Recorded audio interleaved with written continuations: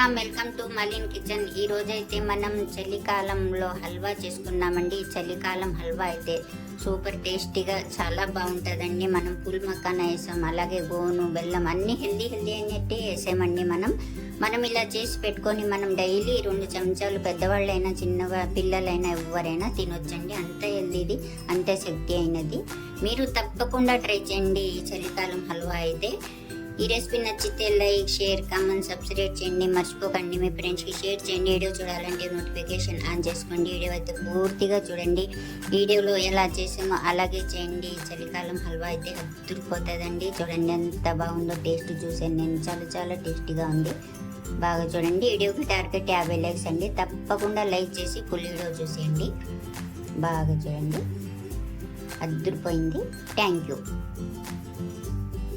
మనం కడాయి అయినా సరే, ఫ్రై పాన్ అయినా ఫుల్ మక్కానా అండి. ఇది ఫుల్ మక్కానా అంటారు. నేనైతే ఈ గిన్నెతో, ఈ కప్పుతో 2 కప్పులు తీసుకుంటున్నానండి.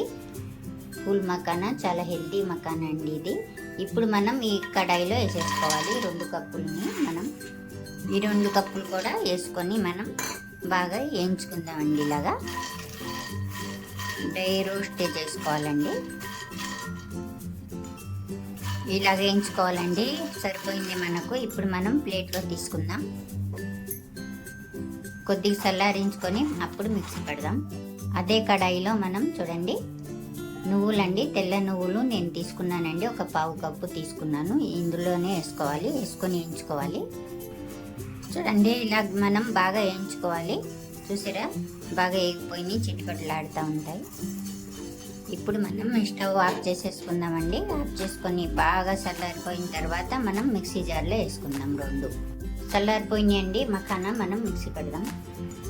మనం మిక్సీ పెట్టేసామండి. ఒక ప్లేట్ తీసుకొని ప్లేట్లో వేసేసుకోవాలి.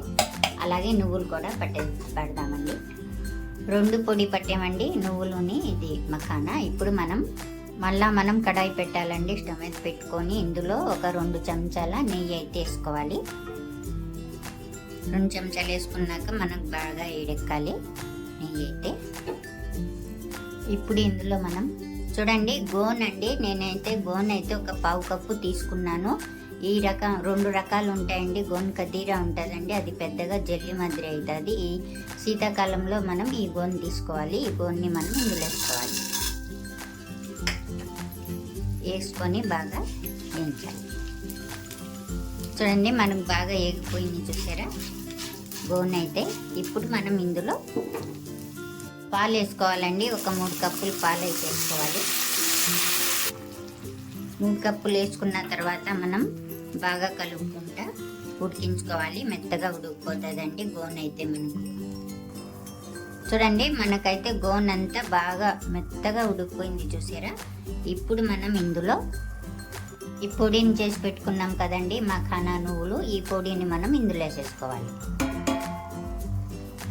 వేసుకొని బాగా గట్టిగా ఉడికించుకోవాలి. ఇలాగైతే అయిందండి మనకు. ఇప్పుడు మనం ఇందులో బెల్లం అండి. ఈ కప్పుతోనే నేను 1/2 కప్పు బెల్లం వేసుకుంటున్నాను. కావాలంటే మనం తీపి ఎక్కువ వేసుకోవచ్చండి, మన ఇష్టం. నాకైతే ఇది సరిపోతుందండి కరెక్ట్గా. బెల్లం వేసుకున్న తర్వాత ఒక చిటికెడు సాల్ట్ వేసుకోవాలి. అలాగే మనం ఒక 1/2 చెంచా శొంఠి పొడి అండి వేసుకోవాలి. అలాగే 1/2 చెంచా మిరియాల పొడి వేసుకోవాలి. అలాగే 1/2 చెంచా యాలక్కాయ పొడి వేసుకోవాలి. అలాగే మనం జాజికాయ అండి, ఈ జాజికాయని తురుముకొని ఒక చిటికెడు వేసుకోవాలి. వేసుకొని అంతా బాగా కలుపుకోవాలి. మనం ఇలాగే శీతాకాలం వచ్చేసింది కదండి. శీతాకాలంలో మనం ఇలా చేసుకొని తింటే ఒంటికి వేడిని ఇస్తుందండి. చాలా శక్తి బలాన్ని ఇస్తుంది, వేడిని బాగా ఉంచుతుందండి మనకు. ఇలాగ హల్వాలు చేసుకొని మనం తినాలి. చూడండి ఇలాగైతే మనకు బాగా ఉడికిపోయింది. ఇప్పుడు మనం స్టవ్ ఆఫ్ చేసేసుకుందామండి. ఇలా ఉండాలి, స్టవ్ ఆఫ్ చేసేసుకోవాలి. అంతే అండి, ఎంతో టేస్టీ అయిన చలికాలం హల్వా అయితే రెడీ అయిపోయింది. ఈ రెసిపీ నచ్చితే లైక్ చేయండి.